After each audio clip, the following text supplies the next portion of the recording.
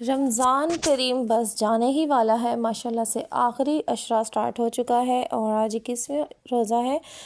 حضرت علی کی شہادت کا دن ہے اور اللہ تعالیٰ نے اس رمضان میں کتنی برکتیں رکھی ہیں اور روزے رکھنا کیوں بہت زیادہ ضروری ہے اور بہت فائدہ مند ہے، آج اس کے بارے میں بات کریں گے۔ تو السلام علیکم، چلتے ہیں اپنے ٹاپک کی طرف، وظائف رمضان کریم۔ رمضان المبارک کے استقبال کے لیے سارا سال جنت کو سجایا جاتا ہے، چنانچہ حضرت سیدنا عبداللہ بن عمر سے روایت ہے کہ نبی کریم صلی اللہ علیہ وسلم نے ارشاد فرمایا، بے شک جنت ابتدائی سال سے آئندہ سال تک رمضان المبارک کے لیے سجائی جاتی ہے، اور فرمایا رمضان شریف کے پہلے دن جنت کے درختوں کے نیچے سے بڑی بڑی آنکھوں والی حوروں پر ہوا چلتی ہے، وہ عرض کرتی ہیں، اے پروردگار، اپنے بندوں میں سے ایسے بندوں کو ہمارا شوہر بنا جن کو دیکھ کر ہماری آنکھیں ٹھنڈی ہوں، اور جب وہ ہمیں دیکھیں تو ان کی آنکھیں بھی ٹھنڈی ہوں۔ بکثرت تلاوت قرآن پاک۔ بہتر یہ ہے کہ روزانہ دن یا رات میں کسی مناسب وقت میں قرآن پاک کی تلاوت کی جائے یا درس قرآن ہو، اور اگر یہ گھر کے افراد یا پڑوس اجتماع میں ہو تو اور زیادہ بہتر ہے کہ زیادہ لوگوں تک اس کا فائدہ پہنچ سکے گا۔ جنتی پھل۔ حضرت علی رضی اللہ تعالیٰ عنہ سے روایت ہے کہ نبی کریم صلی اللہ علیہ وسلم نے فرمایا، جس کو روزے نے کھانے یا پینے سے روک دیا کہ جس کی اسے خواہش تھی، تو اللہ تعالیٰ سے جنتی پھلوں میں سے کھلائے گا اور جنتی شراب سے سراب کرے گا۔ جنتی دروازہ۔ حضرت سیدنا سہل بن عبداللہ سے روایت ہے کہ نبی کریم صلی اللہ علیہ وسلم نے فرمایا، بے شک جنت میں ایک دروازہ جس کو ریان کہا جاتا ہے، اس سے قیامت کے دن روزے دار داخل ہوں گے، ان کے علاوہ کوئی اور داخل نہ ہوگا۔ کہا جائے گا، روزے دار کہاں ہیں؟ بس یہ لوگ کھڑے ہوں گے، ان کے علاوہ کوئی اور اس دروازے سے داخل نہ ہوگا۔ جب یہ داخل ہو جائیں گے، دروازہ بند کر دیا جائے گا، بس پھر کوئی اس دروازے سے داخل نہ ہوگا۔ جہنم سے دوری۔ حضرت ابو سعد خضری سے مروی ہے کہ نبی پاک صلی اللہ علیہ وسلم کا ارشاد ہے، جس نے اللہ کی راہ میں ایک دن کا روزہ رکھا، اللہ اس کے چہرے کو جہنم سے 70 سال کی مسافت دور کر دے گا۔ سبحان اللہ۔ سرخ یاقوت کا مکان۔ حضرت عمر فاروق رضی اللہ تعالیٰ عنہ سے مروی ہے کہ نبی کریم صلی اللہ علیہ وسلم کا ارشاد گرامی ہے، جس نے ماہ رمضان کا ایک روزہ بھی خاموشی اور سکون سے رکھا، اس کے لیے جنت میں ایک گھر سرخ یاقوت یا سبز زبرجد کا بنایا جائے گا۔ روزے کی حالت میں مرنے کی فضیلت۔ ام المومنین حضرت عائشہ رضی اللہ عنہا سے روایت ہے کہ حضور پاک صلی اللہ علیہ وسلم نے فرمایا، جو روزے کی حالت میں مرا، اللہ تعالیٰ قیامت تک کے لیے اس کے حساب میں روزے رکھ دے گا۔ ماہ رمضان میں مرنے کی فضیلت۔ جو خوش نصیب مسلمان ماہ رمضان میں انتقال کرتا ہے، اس کو سوالات قبر سے امان مل جاتی ہے، عذاب قبر سے بچ جاتا ہے اور جنت کا حقدار قرار پاتا ہے۔ چنانچہ حضرات محدثین کرام کا قول ہے، جو مومن اس مہینے میں مرتا ہے وہ سیدھا جنت میں جاتا ہے، گویا اس کے لیے دوزخ کا دروازہ بند ہے۔ قیامت تک کے روزوں کا ثواب۔ ام المومنین حضرت عائشہ صدیقہ رضی اللہ عنہا سے روایت ہے کہ نبی پاک صلی اللہ علیہ وسلم نے فرمایا، جس کا روزے کی حالت میں انتقال ہوا، اللہ اس کو قیامت تک کے روزوں کا ثواب عطا فرماتا ہے۔ بے نمازی کا روزہ مقبول نہیں۔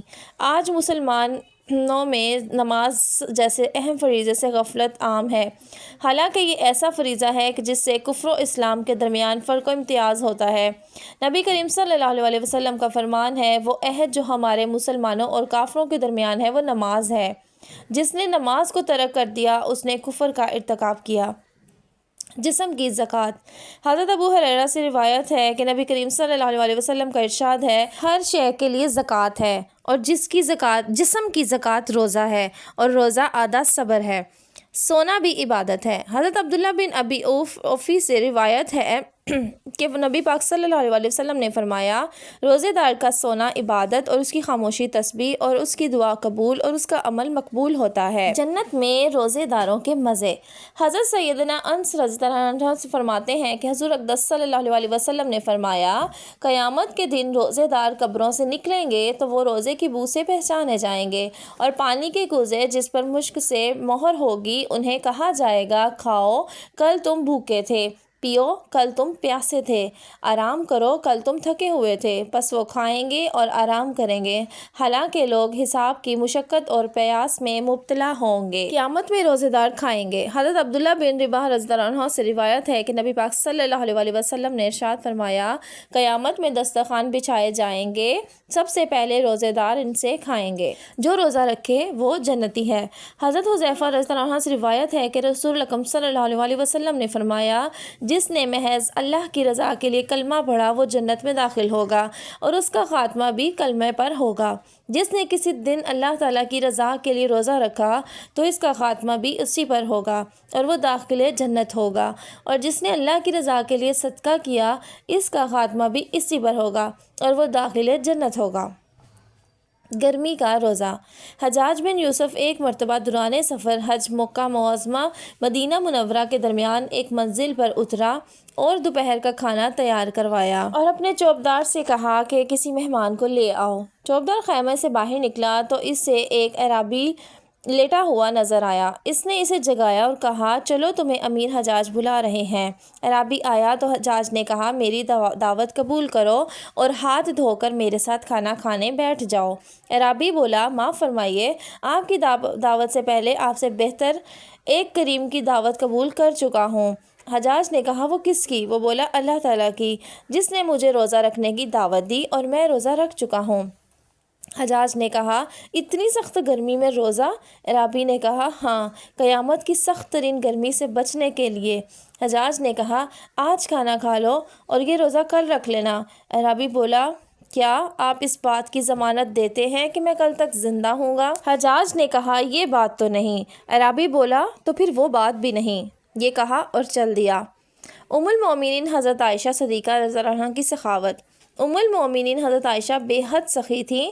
حضرت عروہ بن زبیر رضی اللہ عنہ فرماتے ہیں کہ میں نے دیکھا کہ آپ نے 70,000 درہم راہ خدا میں تقسیم کر دیے، حالانکہ ان کی قمیض مبارک میں پیوند لگا ہوا تھا اور آپ روزے سے تھیں۔ ایک دفعہ حضرت عبداللہ بن زبیر نے ان کی خدمت میں 1,00,000 درہم بھیجے تو آپ نے وہ سب درہم ایک ہی روز میں راہ خدا میں تقسیم کر دیے، اور اس روز آپ خود بھی روزے دار تھیں۔ شام کے وقت باندی نے عرض کی، کیا ہی اچھا ہوتا کہ 1 درہم روٹی کے لیے رکھ لیتی، تو فرمایا، مجھے یاد نہیں رہا، یاد رہتا تو بچا لیتی۔ کیا ہی بڑی بڑی چیزیں ہیں اور بڑی بڑی باتیں ہیں۔ اللہ تعالیٰ سب کو روزہ رکھنے کی توفیق دے، آمین ثم آمین۔